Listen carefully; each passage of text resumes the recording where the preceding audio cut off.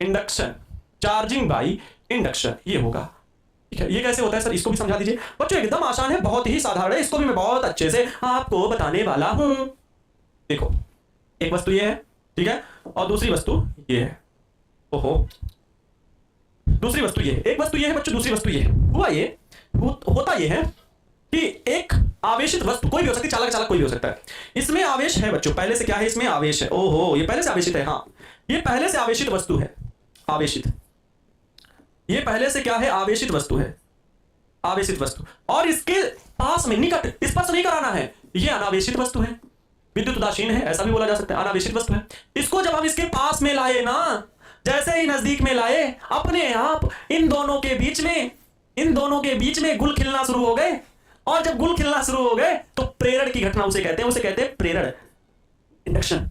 ये क्या है, ये आवेशित है ना, तो ये भी कहती तुम भी आवेशित हो जाओ। हाँ, ये वस्तु इससे कहती तुम भी आवेशित हो जाओ। जैसे एक पढ़ने वाला लड़का है तो दूसरे को कहेगा भाई तुम भी पढ़ो ना, क्या दिक्कत जाता है इस क्वेश्चन को सॉल्व करने में। लेकिन अच्छी चीजें लोगों को कम समझ में आती है। वही दूसरा लड़का कहता है आओ भाई घूमने चले, स्कूल कोचिंग सब बस कहने की बातें, आज कोई ऑनलाइन क्लास नहीं करनी है, चलो आज लाइब्रेरी से बाहर चलते हैं घूमने। अब वो बिगड़ गया बच्चा, वो भी आवेशित हो गया, उसे कहते हैं प्रेरण, उसे कहते हैं प्रेरणा है, क्या मोटिवेशन जो एक दूसरे से देते हैं ना। लेकिन वो यहाँ पर नहीं है, यहाँ इंडक्शन का मतलब है ये बच्चों इससे प्रेरित होता है। तो ये धनावेश है ना, ये जब इसके नजदीक आता है ना प्रेरित होता है, तो इसके अंदर का जो विपरीत आवेश होता है ना वो खौल उठता है। भाई तुम मुझे बुला रहे हो, इसके भीतर का ऋणावेश जो है ना वो सारा का सारा इस साइड में आ जाता है, सारा का सारा इस साइड में आ जाता है। क्योंकि बच्चों ऋण आवेश को क्या करेगा, ये धनावेश आकर्षित करेगा, जबकि धन आवेश को प्रतिकर्षित करेगा, दूर ढकेलेगा। तो ये धनावेश दूसरी छोर में चला जाएगा, इस बॉडी के दूसरे साइड में धनावेश जाएगा और ऋण आवेश इस साइड में आएगा, क्योंकि ये धनावेश इसको अपनी ओर अट्रैक्ट करेगा, आकर्षित करेगा। बच्चों ये होता है प्रेरण द्वारा आवेशन, ये होता है प्रेरण द्वारा आवेशन।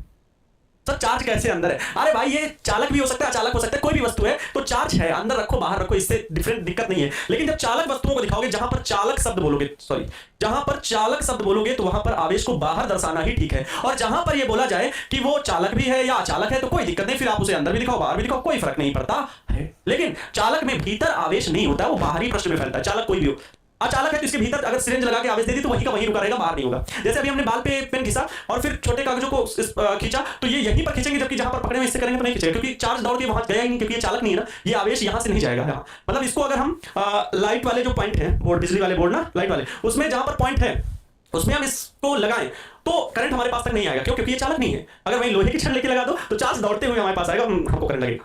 ठीक है, ये सिंपल सा चालक और चालक होता है। बच्चों तो समझ गए होंगे। ठीक है, तो प्रेरण द्वारा आवेशन क्या कैसे लिखेंगे? जब एक आवेशित वस्तु के पास में, जब एक आवेशित वस्तु के पास में, जब एक आवेशित वस्तु के पास में, जब एक आवेशित वस्तु के पास में, या जब एक आवेशित वस्तु के निकट अनावेशित विद्युत उदासीन, कुछ भी दो शब्द इस्तेमाल कर रहे हैं, विद्युत उदासीन वस्तु रखते हैं, विद्युत उदासीन वस्तु रखते हैं, वस्तु रखते हैं तो प्रेरण के कारण वह वस्तु आवेशित हो जाती है।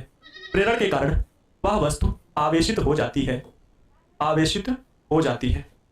बहुत ज्यादा लेंथी नहीं लिख रहे हैं बच्चों, ठीक है, बस हो गया। प्रेरण की घटना कैसे हुई वो आपको समझ में आ रहा है, क्लियर? अब बच्चों बात करेंगे आगे कूलाम